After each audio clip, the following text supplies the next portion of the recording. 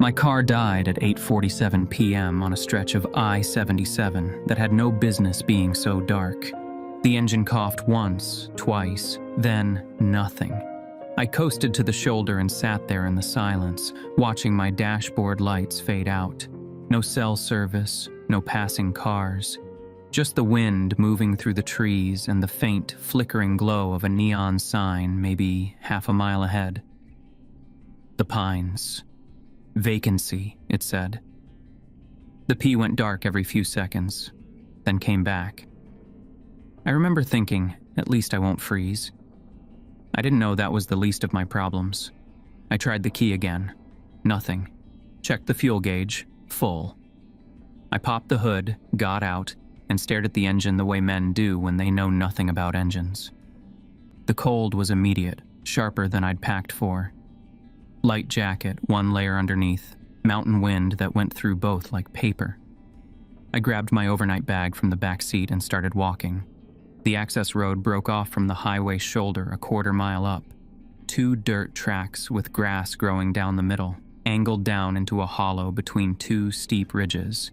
Trees pressed close on either side. My phone flashlight lit maybe 10 feet ahead, and beyond that was just dark, the kind that has texture. The motel appeared at the bottom of the slope. Single-story, L-shaped, painted white once, now the color of old bone. 8 doors along the face of it, each with a small yellow light above, half burned out. The neon sign mounted on a pole, wiring held with electrical tape. The parking lot was cracked asphalt with weeds in the fissures. One vehicle sat near the office. A pickup truck, older model, Virginia plates, backed in like the driver wanted a fast exit. The place communicated several things at once. Isolation, neglect, the quiet that settles over a location after it's been mostly forgotten. It also communicated shelter, which was currently the only thing I cared about. The office door opened with a dull bell chime. Inside, cramped, warm from a wood stove in the corner. A scarred wooden counter. Behind it, a corkboard covered in handwritten notes.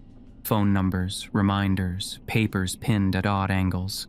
A TV on a shelf showing static, volume low. The smell was wood smoke, and underneath it, mildew and old paper. The man behind the counter was watching the static when I walked in. He turned slowly, the way people do when they've stopped being surprised. Mid-70s, heavy through the shoulders, white hair cropped short, deep-cut lines in his face, pale eyes that were hard to read. He didn't smile. "Car broke down," I said. "Half a mile up on the highway. I need a room." He looked at me for a moment without answering. "Cash or card?" he said, not a question. "Card." "Cash only." I had $40. He took the bills without counting them and put them in a metal box. He pulled a key off the pegboard behind him, red plastic diamond, room 4, and set it on the counter. "Checkout is at dawn," he said. "Around 6:30? Leave when the sky gets light. Don't wait for the sun to be fully up, just get light."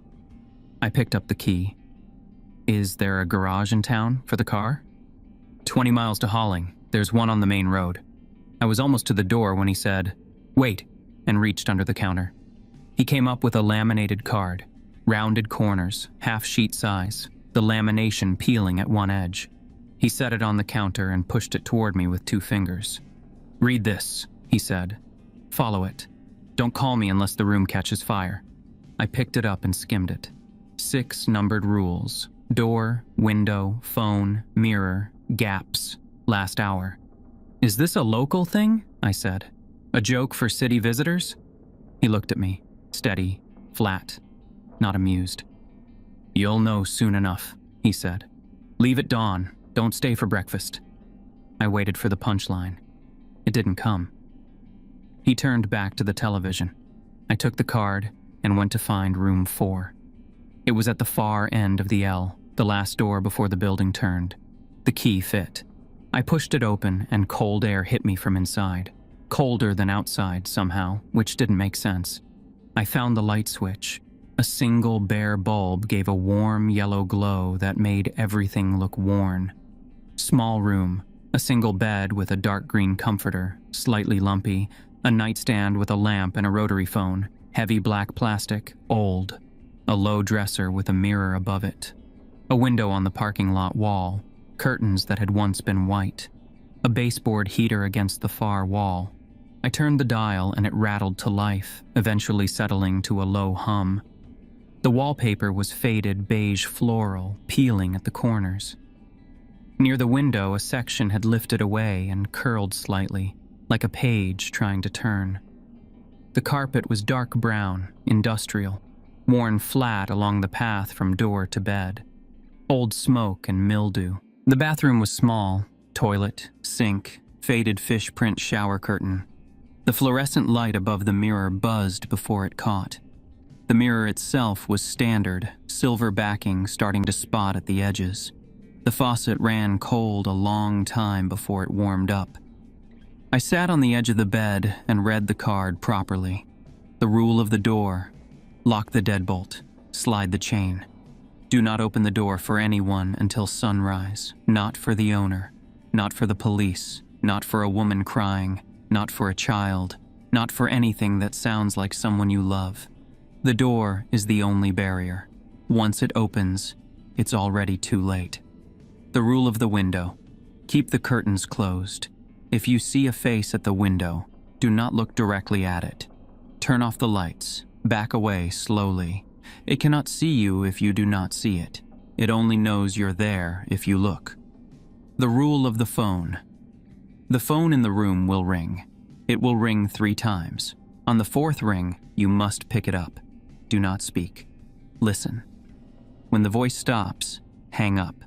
If you do not pick up by the 5th ring, the hollow man will know you are afraid. Fear is an invitation. The rule of the mirror: cover the bathroom mirror. Use the towel, the sheet, anything. Do not look at your reflection after midnight. If you do, you will see it standing behind you. It will be closer than you think. The rule of the gaps: check the gaps, under the door, the window frame, the vent in the bathroom. The hollow man can fit through any gap wider than 2 fingers. If you see fingers, do not scream. Do not run. Pour salt across the threshold. It will retreat. The rule of the last hour: from 3 a.m. to 5 a.m., the hollow man is strongest. It will test you. It will try to make you open the door. It will use every voice, every trick. Do not sleep. Do not let your eyes close. At 5 a.m., it will retreat to prepare for the next guest. You will have until sunrise to leave. Do not stay for breakfast.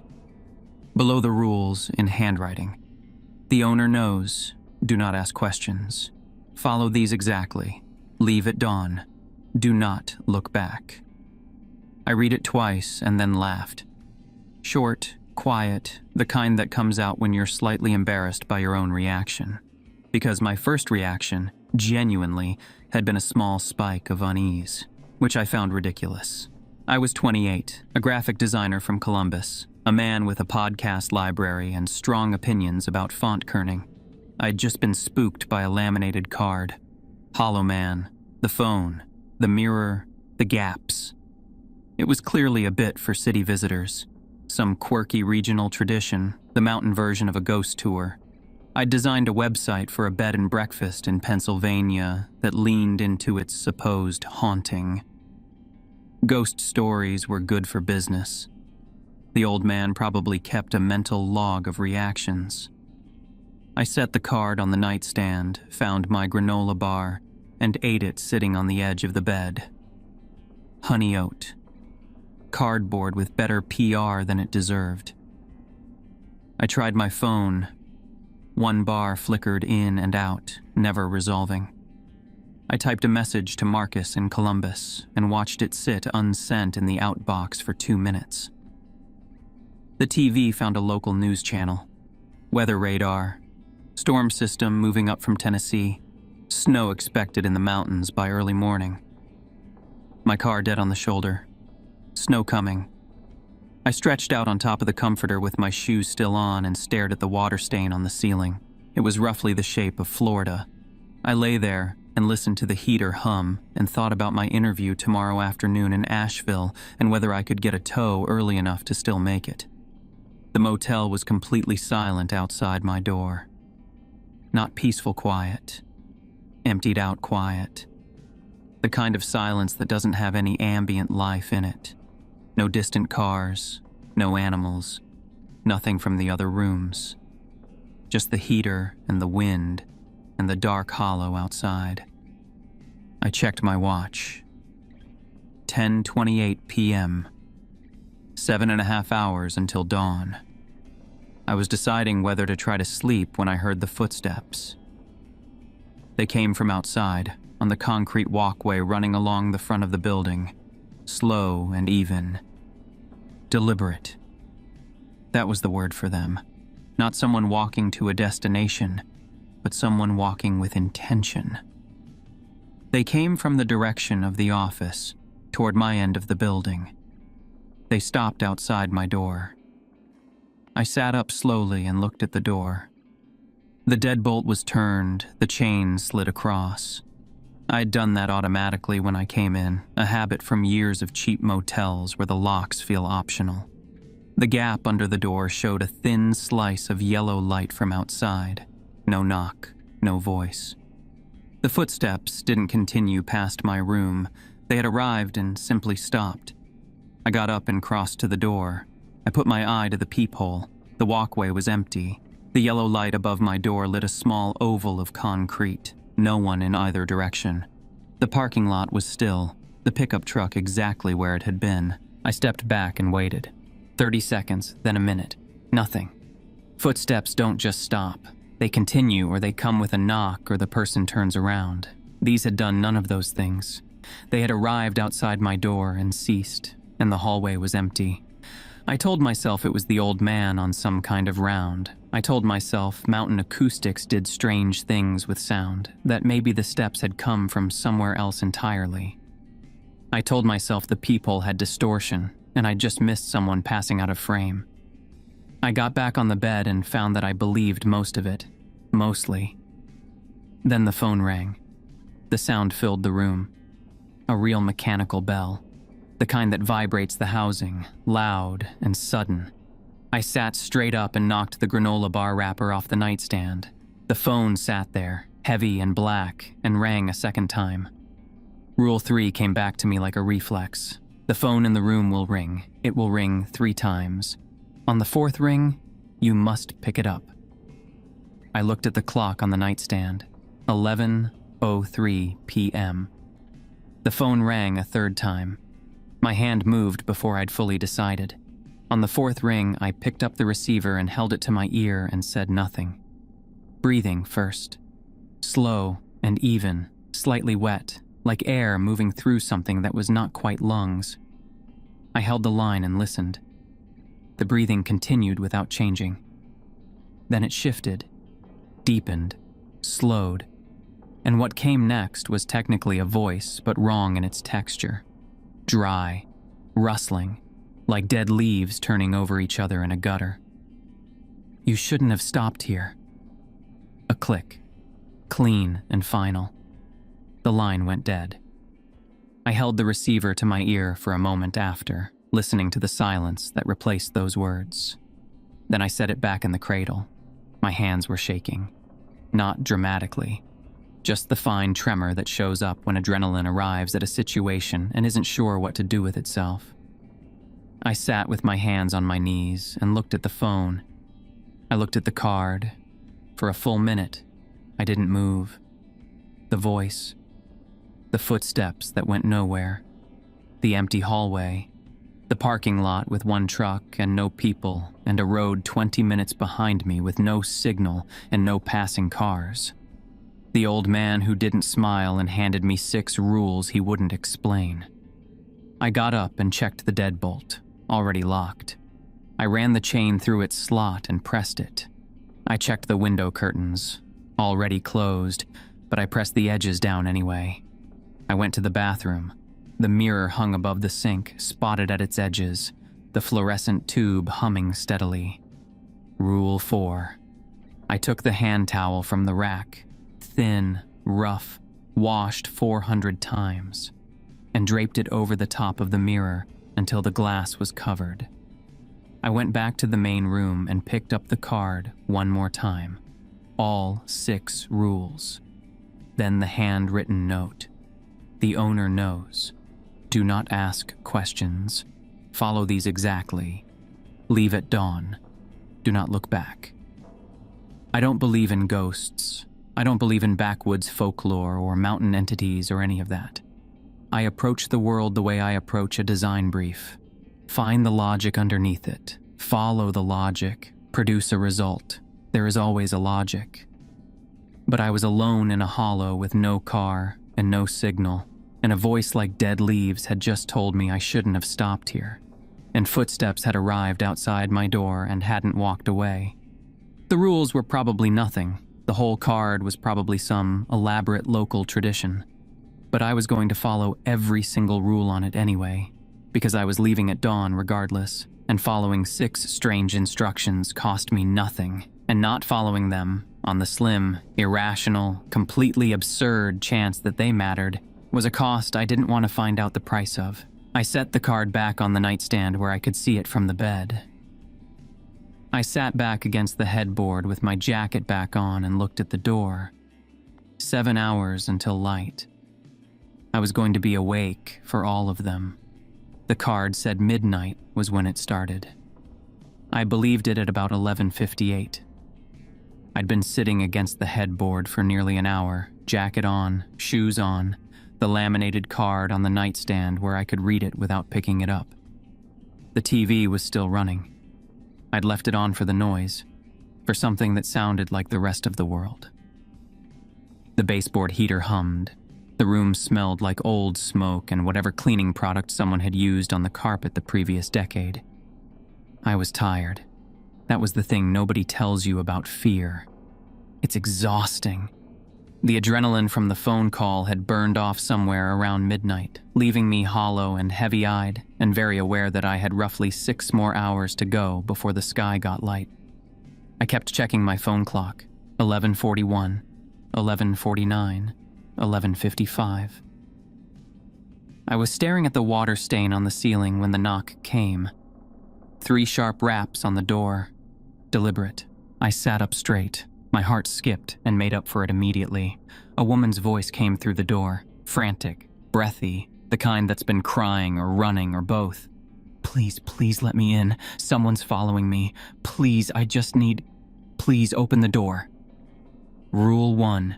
Do not open the door for anyone until sunrise, not for a woman crying. I stayed where I was and said nothing. Please. The voice cracked on the word. I can hear him behind me. Please, just let me in. I'm not going to hurt you. I just need somewhere safe. I pressed my back against the headboard and watched the door handle. It didn't move yet. The voice kept cycling. The same words, the desperation building by small increments. Whoever or whatever was doing it had the cadence of panic right. The way the breathing hitched between sentences, the way please got shorter each time, less word and more sound. I kept my mouth shut and counted the roses on the wallpaper. The knocking came harder. Then the door handle moved, slow, testing. The deadbolt held. The chain hung in its slot, undisturbed. Then the voice dropped. Not gradually. It dropped like a needle off a record. One register, then another. Almost nothing in between. The woman's voice was gone, and in its place was a man's voice. Older, flat, the kind used to giving instructions. Open the door. It's the owner. There's been an accident on the access road. I need to check the rooms. Some part of my brain that hadn't caught up thought it was almost funny. The way it had just given up on the woman and tried something else, like changing channels. Like it had a stack of voices and was flipping through them. Not for the owner.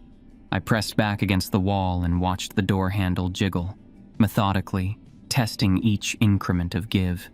Then it stopped. The silence that followed was the kind you notice, not the absence of sound.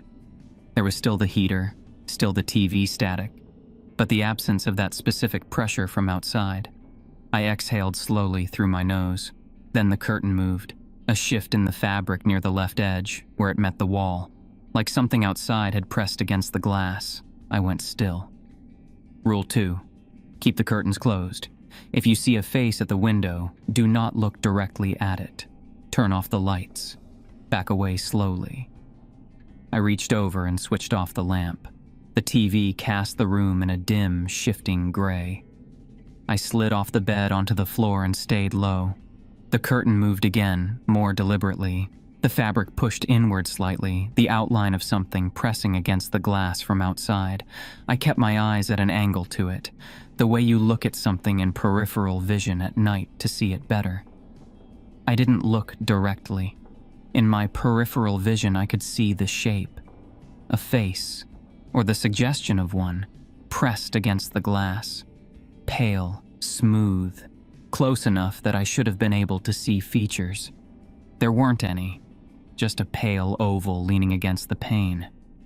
And below it, at the curtain's edge, where the fabric didn't quite meet the sill, a hand.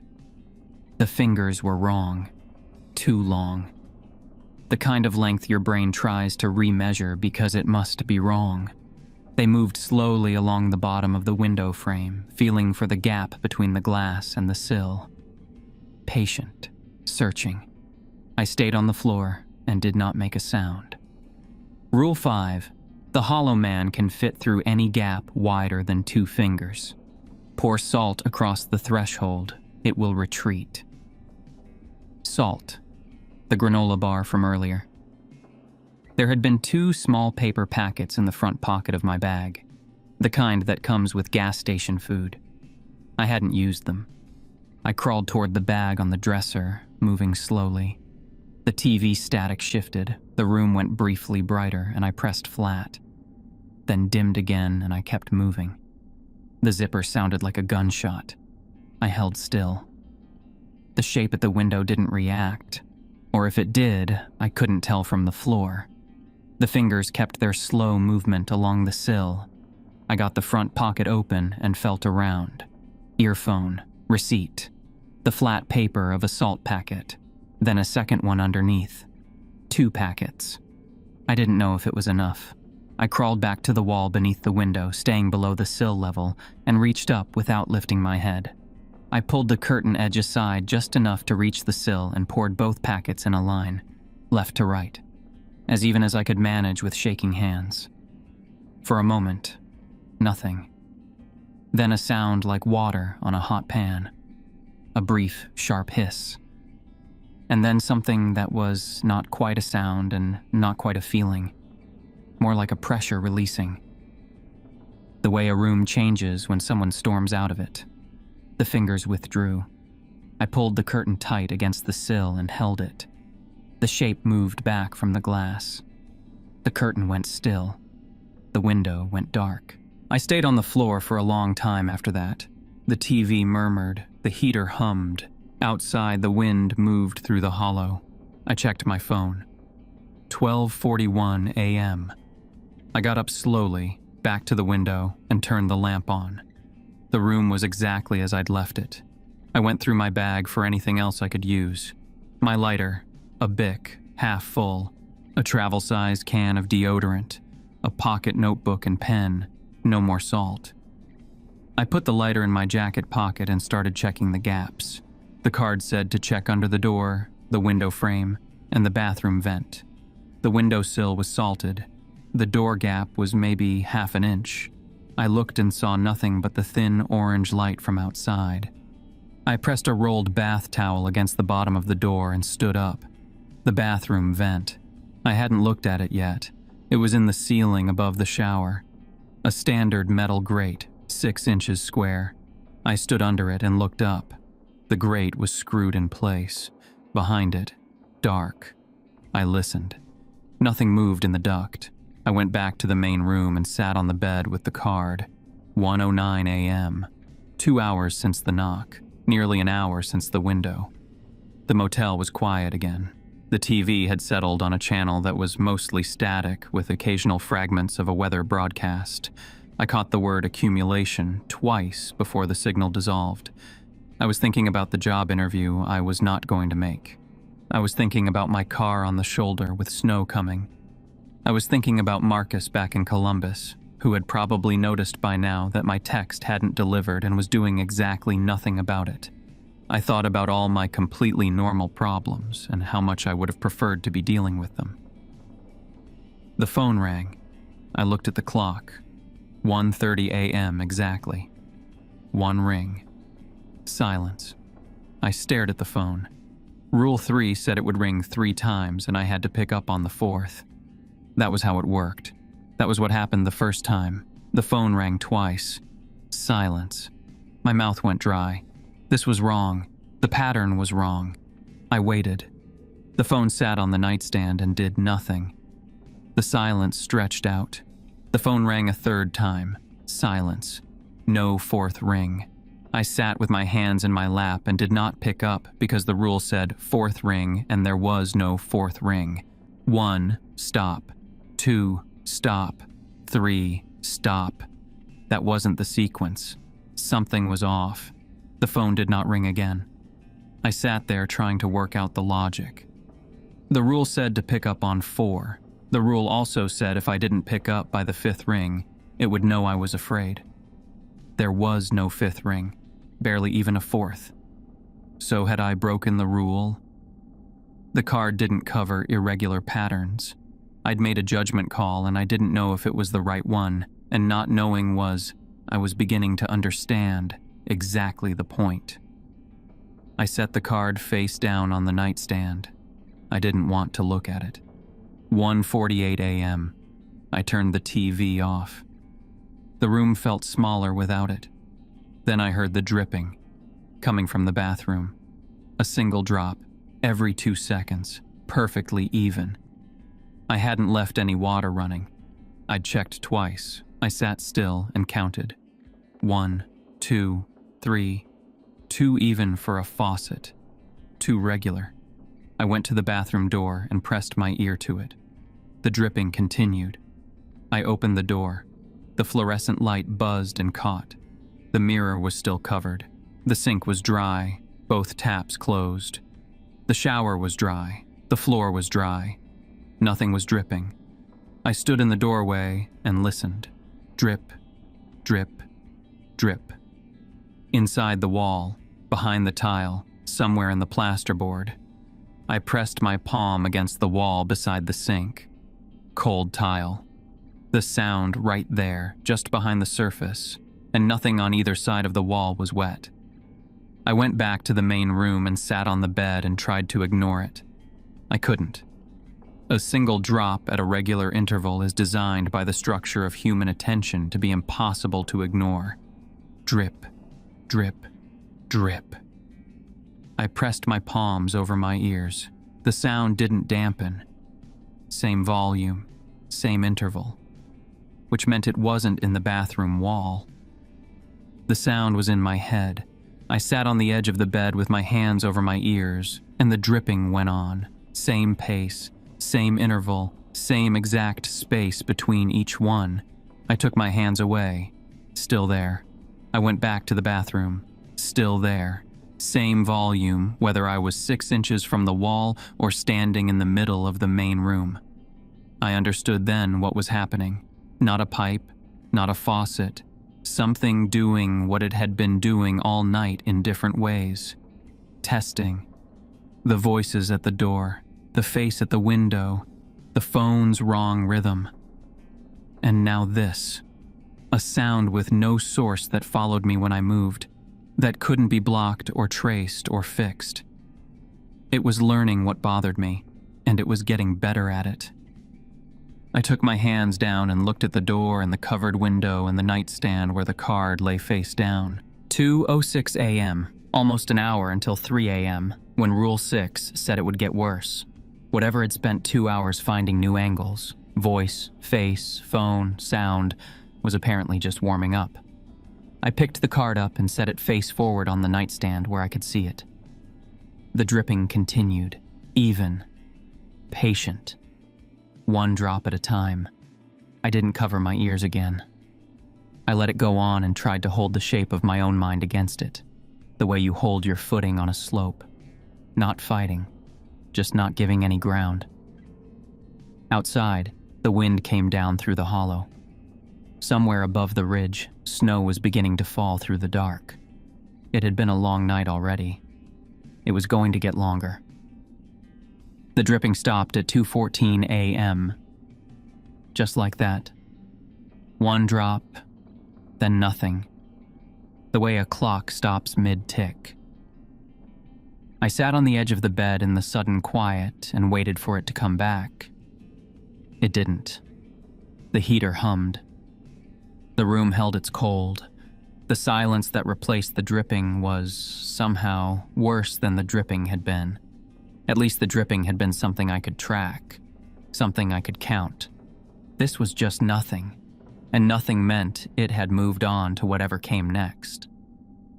I'd spent the past hour sitting with it, not fighting it, holding my footing on the slope, the way I'd decided toward the end of the night's slow, awful crawl. And it had worked, more or less. I hadn't covered my ears again. I'd let it go on. And now, it had stopped, and I was sitting here with the lamp on low and my lighter in my jacket pocket and no salt left, and a covered bathroom mirror and roughly 4 hours of fear burning in my chest like a low, steady fire. 2:14 became 2:22. Nothing happened. The motel creaked in the cold, the frame settling, the roof contracting. Normal sounds, the kind your brain files under things to be afraid of at 2 a.m, even when they aren't. I checked my phone. Still no signal. Still 2:24 a.m. when I looked again 30 seconds later, because time was doing what it does when you're waiting for something bad. I was rubbing my eyes with the heels of my hands when the voice came. It came from outside the door, like all the others, but this one was different before I could even process why. The woman's voice at midnight had been convincing but slightly off, the desperation too evenly distributed. The owner's voice had been flat and obvious. Those I'd been able to hold at arm's length without much trouble. This one was my mother's voice. "Daniel, baby, please let me in. I'm so cold." I put my hands flat on my knees and did not move. I knew. I want to be clear about this. From the first syllable, I knew it was not her. She was home in Dayton, in the house I grew up in, probably asleep in front of the TV the way she always is on weeknights. I knew the thing outside was cycling through its inventory until it landed on something that would make me open the door. I knew all of that, and I held on to all of that. But the voice was right. Not approximately right. Exactly right. The way she draws out the first syllable of my name when she's worried, the slight lift at the end of it, the specific softness on baby that she stopped saying out loud around the time I was 14 but never fully dropped, the register of her nighttime voice, quieter than her daytime voice, like she didn't want to wake the house up. "Please," the voice said. "I drove all this way. I was so worried about you. Why won't you let me in?" Do not open the door for anything that sounds like someone you love. I pressed my hands over my ears. The voice came through anyway. Same volume. Like my palms weren't there. I stood up and moved to the far corner of the room, the one between the bathroom wall and the back of the dresser. I sat down on the floor with my back against the angle where the walls met, knees up, hands still over my ears. The voice kept going. It cycled through the same few lines, each pass slightly different in texture. Wearier on the second round, softer on the third, more pained on the fourth. "I'm right here. I'm your mother. You can hear me. I know you can." A pause, like she was trying not to cry. "Why won't you let me in?" I held out as long as I could, long enough for the voice to run through its cycle 3 or 4 times. Long enough for some part of my brain to start filling in details it had no business filling in, imagining the drive from Dayton, wondering if I'd told anyone where I'd stopped for the night, remembering that I hadn't. Long enough to feel the first real pull of it, the instinct that doesn't listen to logic, that just wants to open the door because of what's standing outside it. I pressed my back hard against the corner and I whispered, "Go away." 2 words. Barely sound at all. more breath than voice. The voice stopped. 1 full second of silence. And then the door handle went violent. Not the slow, methodical testing from earlier in the night. This was a full-force rattle. The handle working up and down fast and hard, the door shaking in its frame with each yank. The deadbolt held, the chain swung and caught in its slot, but the door frame groaned in a way that didn't sound temporary, a deep creak of wood being asked to do more than it was built for. I was on my feet before I'd decided to stand. The rattling became pounding, flat, heavy impacts one after another, each one landing in the same spot just left of center on the door.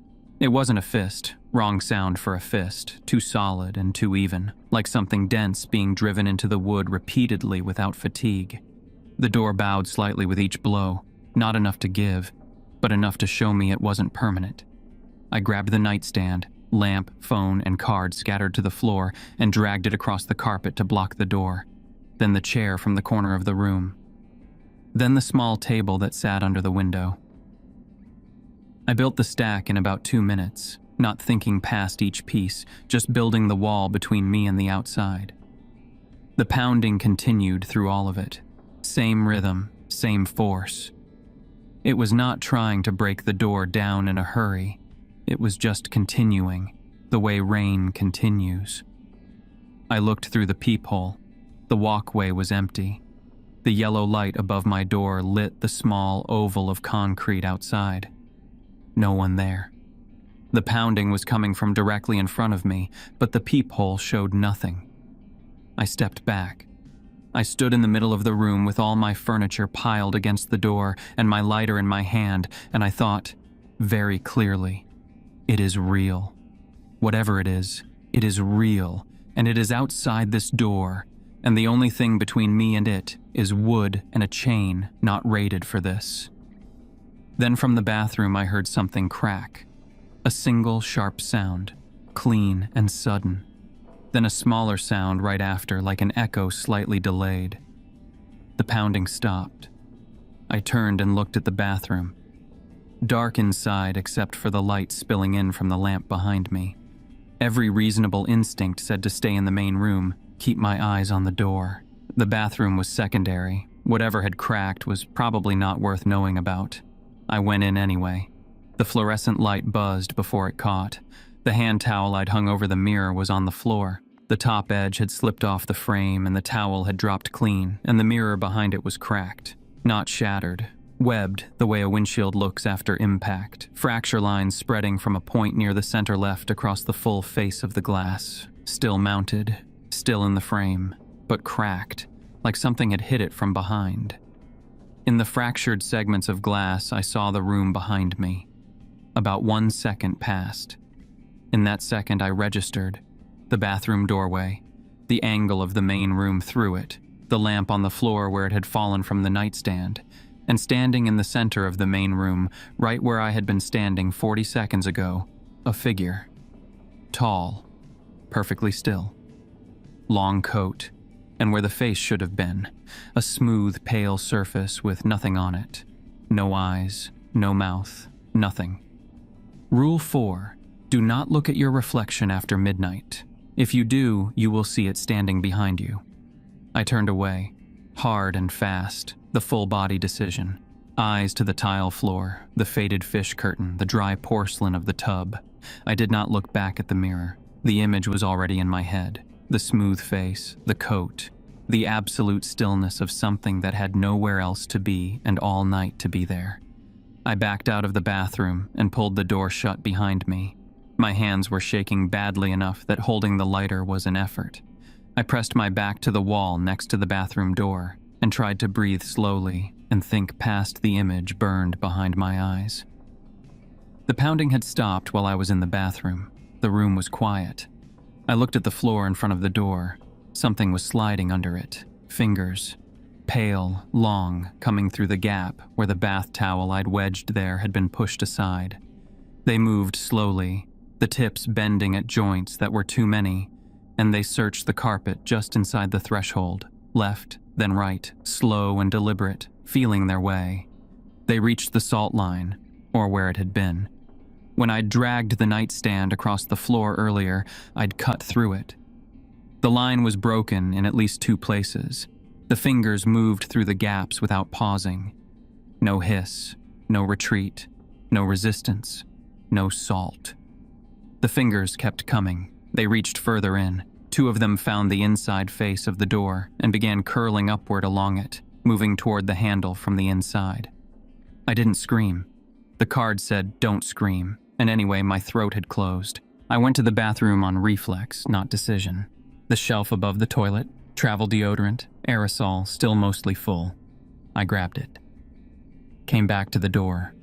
Crouched down at the gap. Lighter in my right hand, can point it at the opening. The fingers were still there, 2 of them moving up the inside of the door toward the handle. I held the nozzle at the gap, pressed the lighter flame in front of it, hit the button. The jet lasted 2 seconds. Thin, orange, 8 inches. It went under the door. It found something. What came back was a sound I still don't have a clean word for. Somewhere between a screech and the snap of a green branch. High at the start, dropping fast, then cut off clean. The fingers vanished. Not slowly. There and then, not there. I stayed crouched at the door with the empty can in one hand and the lighter in the other. 2:58 a.m. The pounding didn't come back. The fingers didn't come back. The chain held. The furniture held. The room was quiet. I moved to the far corner, back against the angle between the dresser and the bathroom wall, the lowest point in the room. I sat down on the floor with the lighter in my right hand and the empty can in my left. Useless now, but I held it anyway. The way you hold on to something that worked once, even after it stops. 3 a.m. For about 1 minute, I was almost relieved.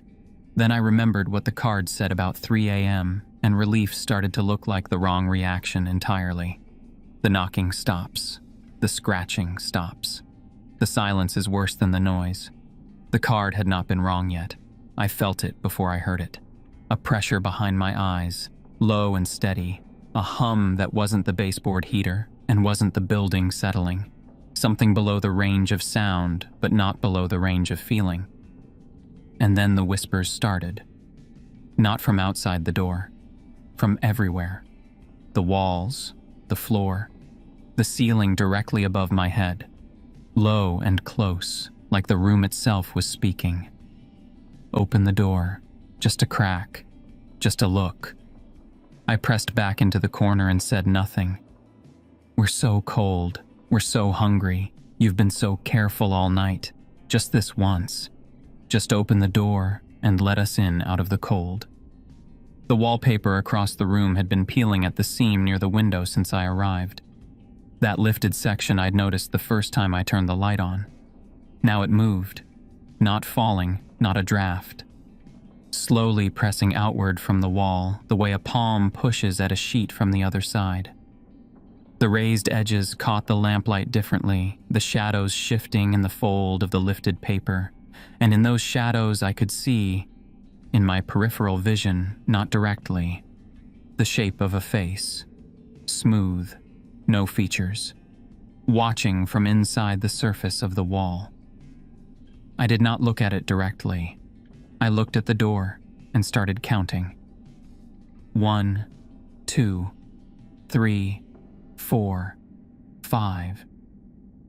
"You know your name now," the whispers said from somewhere that wasn't any one place. "Soon you won't need it." I kept counting. I held the lighter. I held the empty can. I kept my back against the corner and my eyes off the wallpaper, and I did not move, and I did not speak. The face at the edge of my vision stayed where it was, patient, the way everything here was patient. The whispers ran low and steady, trying each angle the way water tries a surface for a way through. The room breathed around me, the walls slightly closer than they'd been at 9 o'clock when I first walked in and laughed at a laminated card. 3:19 a.m., 1 hour and 41 minutes until the card said it would stop. I started counting again from the beginning. 1, 2, 3. I counted to somewhere past 400 before the whispers changed. They'd been running steady since 3 a.m. Low, sourceless, cycling through the same phrases in different arrangements. Open the door. Let us in. We're so cold. I'd stopped trying to block them out after the first 20 minutes and just sat in my corner with the lighter in my hand and let them go. The face in the wallpaper stayed at the edge of my vision the whole time, patient as furniture, watching from the fold of the peeling seam. I didn't look at it directly. I counted instead. It helped.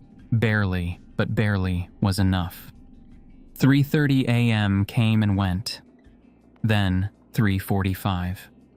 The way time moved in that room, stretched and slow, each minute costing more than the last. 4 a.m. felt like a destination you walk toward for a long time before it gets any closer.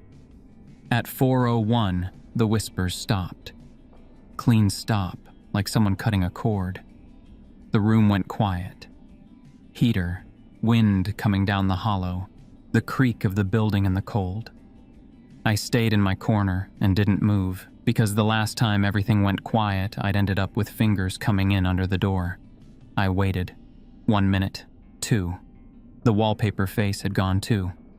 Just peeling paper now, just shadows in the fold, nothing looking back.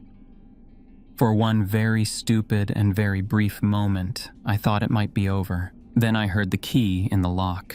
Not the door handle, not pounding. The keyhole. The specific, unmistakable sound of a key being inserted and turned. The tumbler rolling over, the bolt sliding, the click of the deadbolt disengaging from the locked position. My deadbolt. The one I had turned when I checked in. The one I had confirmed twice through the course of the night. Turning from the outside. I was on my feet and across the room before I'd decided to stand up. I hit the stacked furniture with both hands and pressed into it. The deadbolt had already turned. The chain was the only thing left between me and whatever was outside. The door pushed inward a fraction. Just a fraction. The chain caught immediately, the gap no wider than 2 inches. Through it came a hand, not fingers under the door, a full hand, pale, wrist coming through the gap at an angle that the width of the opening shouldn't have allowed. The fingers were long, too many joints, tapering at the tips, and they moved with the specific, unhurried purpose of something that knows exactly what it's looking for. They found the chain, closed around it. I watched the metal links begin to deform, not snapping, not pulling, just slowly pressing out of their oval shape the way foil presses when you grip it. I grabbed the fire extinguisher from under the bed, small red canister, the standard kind in a bracket under the bed frame that I'd registered when I first looked around the room and then promptly forgot about. I worked it free of the bracket, got both hands on it, and swung it at the hand on the chain. The fingers released the chain for a moment. I swung again. The hand pulled back slightly, then came back from a new angle. I swung a third time. On the fourth hit, the fingers closed around the extinguisher body itself, and I felt the metal deform slightly under the grip. Not a crush, just a compression. The kind that tells you whatever is doing, this is not working hard at it. I yanked the canister back and swung again, and this time the hand pulled all the way through the gap and the door pressed back into its frame. I checked the chain. 2 links were visibly bent, the metal pressed thin, still in its slot, still holding, but it looked the way things look right before they stop holding, strained and reluctant, doing it on stubbornness alone.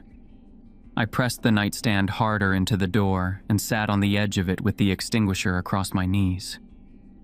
4:09 a.m., 51 minutes to go. The voice came back at 4:12. Not my mother's voice, not the woman's, not the owner's flat tone. Something older and lower, not coming from the door or the window, but from everywhere at once. Walls, ceiling, floor, the same sourceless quality as the whispers, but more focused, like it was done with hints.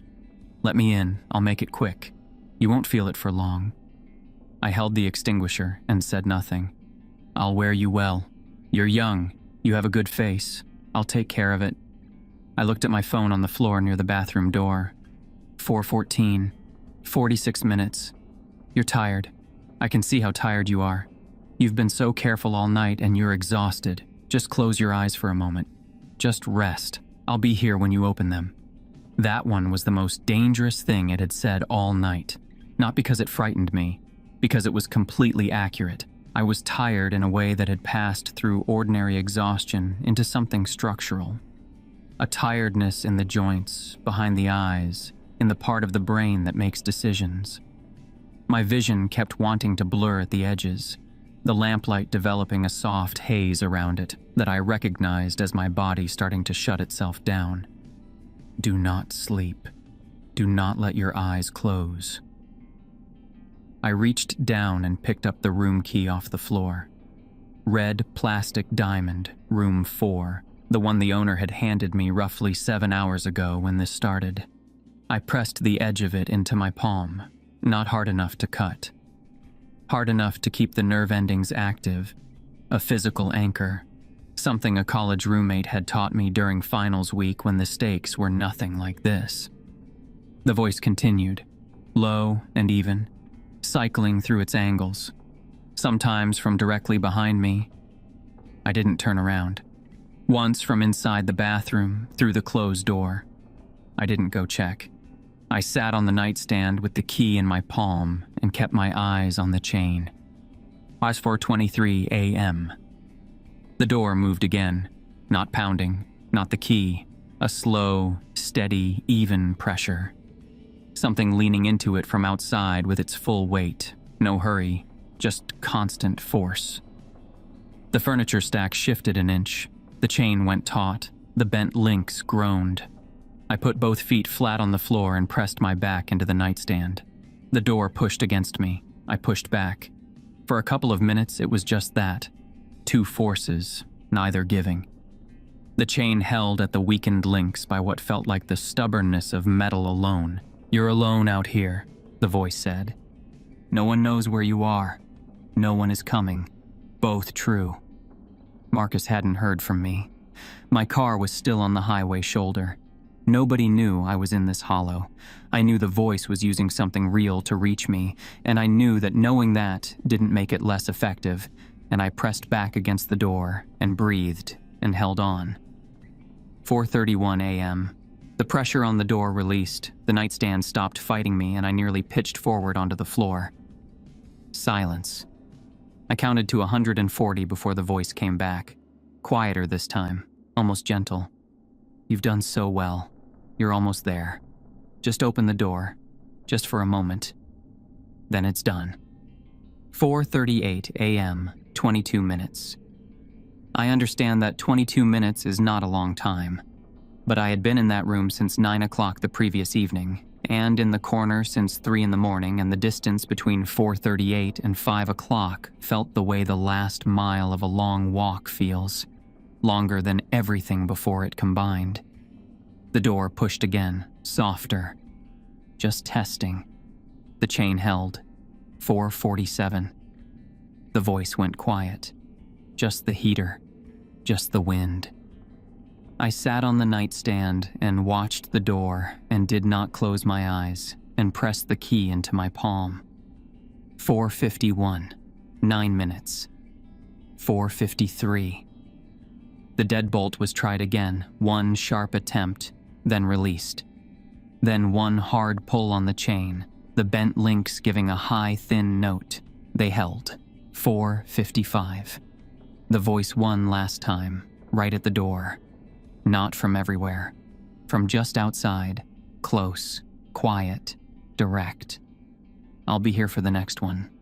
And the one after. There's always a next one. 4:58. 4:59. The pressure stopped. Not gradually.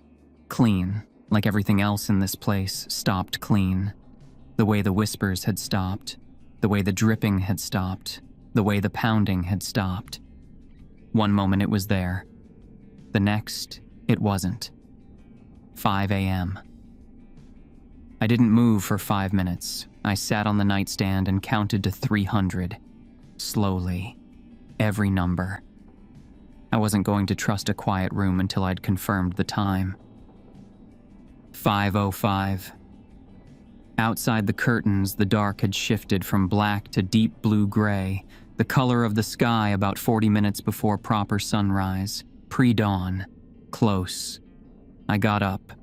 My legs were bad, stiff and heavy from the hours on the floor and then the nightstand. I gave myself a moment. I shifted the furniture away from the door, one piece at a time. Nightstand, chair, table. The card had fallen off the nightstand during the pounding and was on the floor near the bathroom door. I picked it up without reading it and put it in my bag. I looked around the room once. Lamp on the floor. Cracked bathroom door. Towel piled where it had fallen. Bent chain in its slot. The wallpaper with its lifted seam, just peeling paper now. No face in it. I unclipped the chain, turned the deadbolt, opened the door. The walkway was empty. The yellow light above my door was still burning. The parking lot held the pickup with Virginia plates, snow on the hood now. An inch of it, undisturbed. The neon sign buzzed at the front of the lot, the P still going dark and coming back. The pines. Vacancy. The ridges on either side of the hollow were dark shapes against a sky going from gray to lighter gray at the eastern edge. I walked, not running, but moving, and I didn't look back at the room or the door or the window. I passed the office, light on inside, and went down the access road in the fresh snow, back up the slope toward the highway. My car was on the shoulder where I'd left it. Snow on the roof and hood. I got in, put the key in, turned it. It started. I pulled onto I-77 and drove north. I didn't stop until I was across the Virginia line and past a truck stop and another 20 miles of empty highway. I pulled into a gas station, bought a large coffee from a girl at the register who was looking at her phone, and drank half of it before my hands had settled enough to hold the cup without concentrating on it. I looked at myself in the dark window beside the register. Pale face, bad skin under my eyes, wrinkled jacket, hair that had been pressed into a corner for 2 hours, the face of a man who had not slept and had good reason for it. But my face, my eyes, the same arrangement of features I'd had yesterday morning. I drove home. 12 hours. Stopped twice. Somewhere around Beckley, I called my mother. Her actual daytime voice, nothing like what I'd heard through the door, just to hear it. She asked how the drive had gone. I said the car broke down. She said there would be other interviews. She was right. I went back to work Monday, opened my software, did my job. Marcus asked what happened. I told him the car died. He nodded and went back to his coffee. I didn't tell him the rest. I haven't told anyone the rest until now. The weeks after were mostly normal.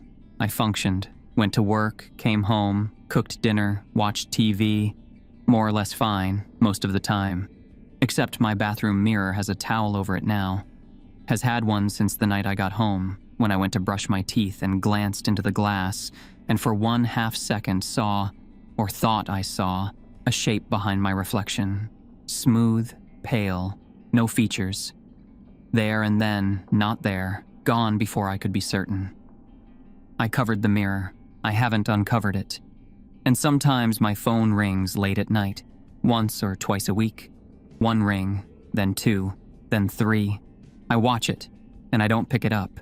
It never rings a 4th time. I burned the laminated card 2 weeks after I got home. Held a lighter under it over the sink and watched it go. It took longer to catch than I expected.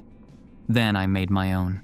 6 rules, plain type, laminated at the copy shop on Broad Street. It lives in my glove box. I don't stay at highway motels anymore if I can help it. But I keep the card anyway. I don't know what the Hollow Man is. I don't want to know. I only know the rules kept me alive, and I broke some of them, and I'm still paying for that in ways I can't always account for.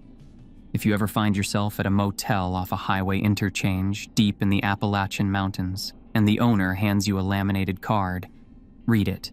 Follow every rule. Leave at dawn. Don't stay for breakfast. Don't look back. And don't answer the phone on the fourth ring. It's never good news.